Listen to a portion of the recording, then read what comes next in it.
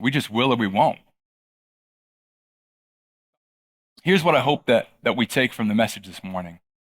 That the mercy that was given to us through the death and resurrection of Jesus, that reckless grace that has been planted through faith, that would mature and grow into a reckless faith, okay? Now don't lose me here, all right?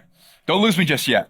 When I say reckless faith, I'm not suggesting that we live absent of wisdom and discernment. I'm not encouraging you to be careless in your relationships or the use of your time and your resources. There's a distinction, right? Like we certainly should seek God in prayer as we discern how he might use us for ministry. By definition, I'm not even asking you to be reckless. I'm saying that we respond in faith in such a way that when people see us, they think that's different. That seems reckless. Like, man, you sure are putting a whole lot of time at your church. Like, you could probably have a lot more fun if you weren't investing all that time serving within your local church, right? Or you could probably have a bigger house if you kept a little bit more of that money yourself, right? Or maybe a young couple pursuing a marriage covenant, dating toward a marriage covenant. Other people might say, I wouldn't do that, right? You don't want to get locked down. It's a little reckless. But what may appear as reckless to the world can actually be a beautiful extension of God's grace. So if I could, church, I want to offer some help for you and I who are in this space, perhaps, right? Where we recognize the abundant grace that God has given, but at the end of the day, maybe we don't have the resources or the physical ability to faithfully pursue ministry, like it's just not the right time. The current season of work, your family life, your personal obligation, it's just a lot. Like Graham, I appreciate what you're talking about, this reckless faith, but I need to retire before I get involved in ministry, right? When I get my finances right, or when things start to slow down with what's happening in my family, it's just not the right time, right? And I'm sensitive to that, right? Like having a family, like time is very precious. But church, can I ask an honest question? When exactly is the right time? When exactly is the right time to respond in faith and get involved in ministry? Has anyone figured that out yet? You let me know, like when is the right time, the convenient time when life slows down and we get healthy and we don't have to worry about work projects and home projects.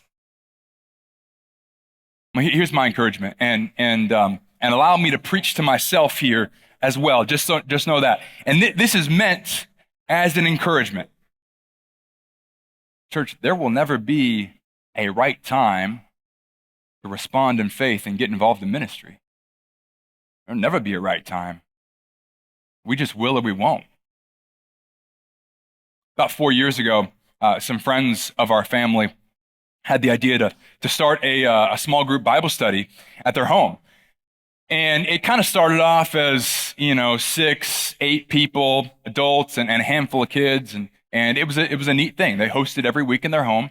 But this puppy began to grow, man. I'm like, it just like people started hearing about it. And before long, we had about 10, 12 adults and 20 plus kids that would show up to their house on a Tuesday night, and they would facilitate kind of a meal schedule and hire a couple babysitters to watch the kids inside the house while, the adults spent 45 minutes, going through a discussion, right?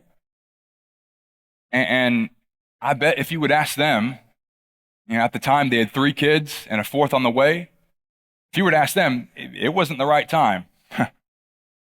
It wasn't the right time. It took that reckless faith to say, Lord, we're gonna trust you. We're gonna walk in faithfulness, even if it's complicated, even if it's hard. Up on the screen, you'll see a picture of me. This is a picture of me about 12 years ago. I had a cool red truck. I was way cool back then, but like it's not there anymore. But But I reflect fondly on this picture. In fact, that particular day, I was headed to a food bank in Tampa to help serve as part of, not unlike the food bank that we have here at CTK. And so I was trying to find a parking spot, and there wasn't really a defined parking area. And so I kind of settle in, and this crazy girl hops up into the back of my truck. Like, I don't know her. And she's like, you got to move this truck. Like, this is like, you got to move it somewhere else. And then there's this other guy that's taking the picture. Like, it's this weird thing going on. And you see, I'm kind of smiling, but it's that like scared smile. Like, who are these people? Like, this is weird. Please, out of my truck, right?